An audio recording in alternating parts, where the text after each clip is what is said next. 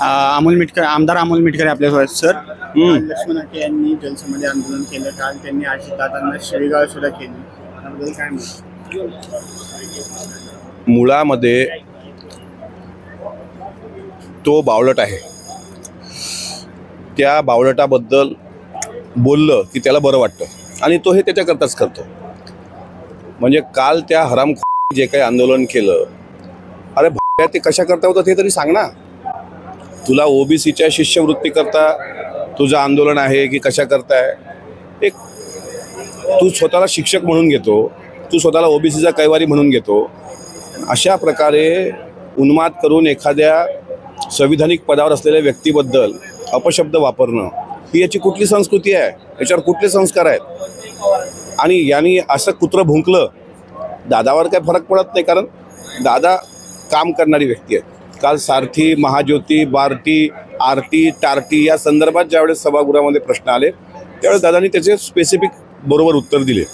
मला अनेक विद्यार्थ्यांनी नंतर आंदोलनात ज्यांच्यावर गुन्हे दाखल झाले त्या समाधी आंदोलनाचे अनेकांचे मॅसेज आहेत की या झाकण झुल्याच्या नादाला लागून आम्ही मुंबईमध्ये आलो, यांनी वेगळंच काही सांगितलं आणि केलं काही वेगळं, आता आमच्यावर गुन्हे दाखल झालेत, आम्हाला सहकार्य करा.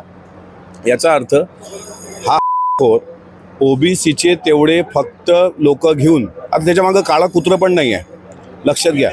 2 हप्ते त्याच्या ड्रायव्हरचे जो हप्ते चुकू शकत नाही तो चॅलेंज करतोय महाराष्ट्राच्या अर्थमंत्र्याला आणि तो तसा सोडलेला नाही आहे.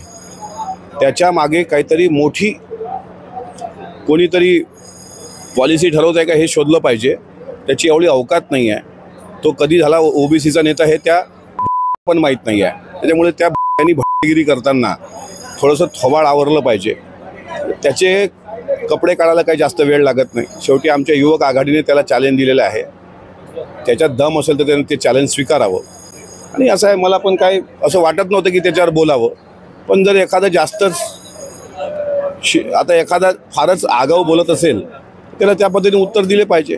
ओबीसीच्या नावावर आर्थिक शोषण करणारा आहे, त्यामुळे या भागाला गिरीतच उत्तर देणं क्रमप्राप्त आहे. अजितदादांनाच का टार्गेट केलं जातं? त्यांचं मत असं आहे की दादा महाज्योतीला निधी देत नाही, महाज्योतीला कार्यालय दिलं नाही, पुण्यात सारथीचं कार्यालय एवढं मोठं बांधले त्याला अजितदादा निधी देतात, पण महाज्योतीला साधं कार्यालय किंवा पैसेही देत नाहीत दादा.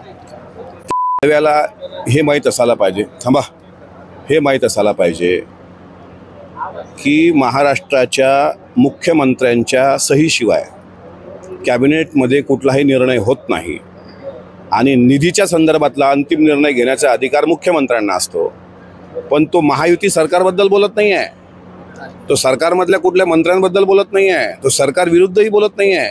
तो फक्त अजितदादा या व्यक्तीबद्दल बोलतोय.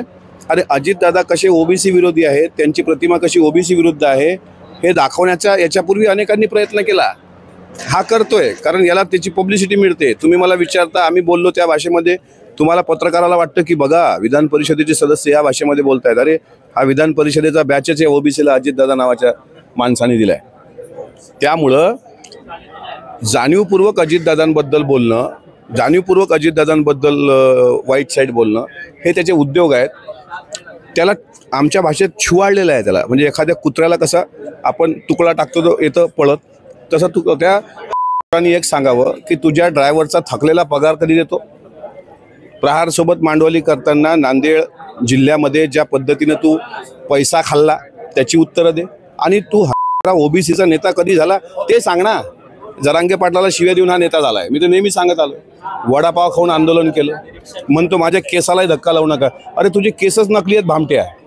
धक्का काय, काल पोलिसांनीच तुझा विक काढून फेकलाय. परवा पंढरपूरच्या वारीत गेला होता, तिथं पण काहीतरी भांडणं लावून आलाय. त्याच्यामुळे याला याची अवकात दाखवू आम्ही, पण थोडा वेट अँड वॉच करा. अजितदादांना जातीय स्वरूपात टार्गेट केलं जाते का?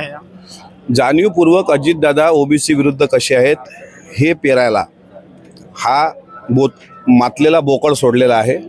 या तेवढाच धंदा असतो आणि हा तेवढंच काम करतो. याच्या मागं कोण आहे असं वाटतं? याच्या मागं कोण आहे हेच आम्ही शोधतोय आणि तो लक्षात येतोय कोण आहे.